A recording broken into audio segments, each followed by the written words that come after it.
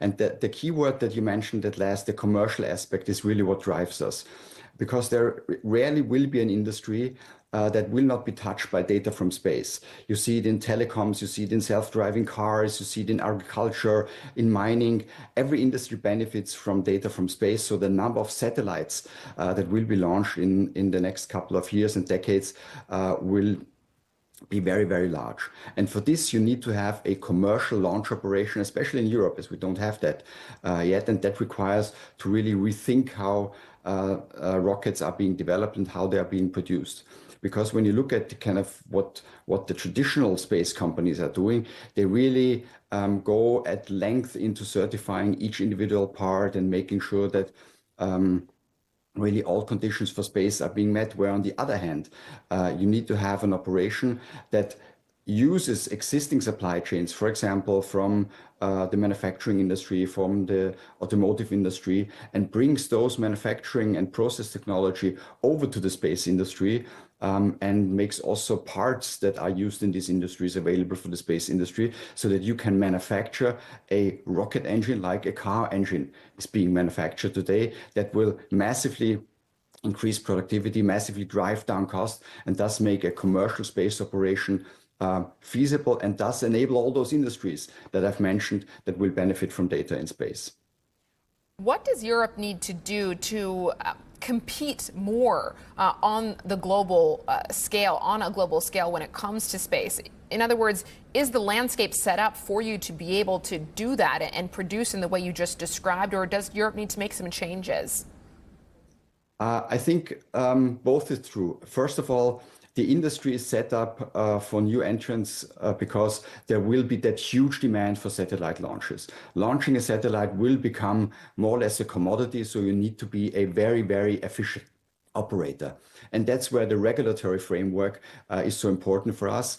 And that's why also the process that we had with the CA was so beneficial. This is not a singular launch license, but it's for up to 10 launches a year from Saxaford. So really making sure that these processes are more or less automated, and that we can launch in a decent cadence is super important.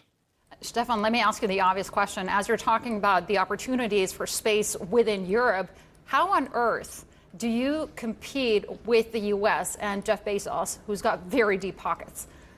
Yeah, the public spending for space in the US is, I think, 5 or 6 times higher than the public spending for space in Europe. So whilst the European Space Agency is super active, obviously, as you said, there is the difference of deep pockets.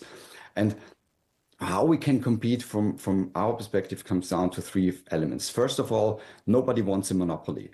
So even if there are very deep pockets in the US, having a European alternative, having the sovereign ability to access space in Europe is super important, and that's what everybody supports. The second point is you need to have an operation that can be commercially successful. That's why we are really focused on developing a rocket that is built like a car is being built, super efficient, super cheap, but also very safe and secure, so that we can offer that service. And then finally, our business model combines that cost leadership aspect with a service component where we deliver the satellite exactly where it needs to be in the orbit, and that makes the difference. So, and I think these 3 elements, the regulatory framework and the competitive positioning of Europe, a commercially successful operation, and a degree of service that offers support for every satellite operator,